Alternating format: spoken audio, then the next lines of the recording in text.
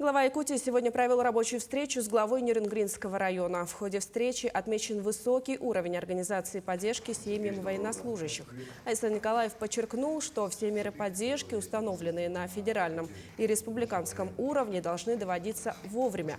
На встрече также обсуждался ход исполнения указа о социально-экономическом развитии Нерюнгринского района.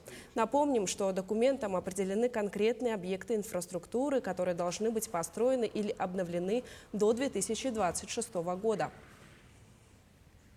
В рамках встречи глава уже дал ряд поручений министерствам более внимательно относиться к пунктам указа. И самое главное, что меня не может не радовать, глава четко сказал, что указ будет выполнен в полном объеме по всем пунктам.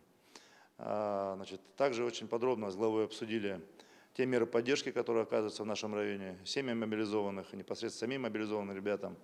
Еще раз глава указал на то, что данные мероприятия должны проводиться с особым вниманием, не должно быть равнодушных поступков, что касается у нас семей мобилизованных. В завершении встречи с главой обсудили дальнейшее развитие по таким серьезным направлениям, как развитие газовой отрасли на территории нашего района.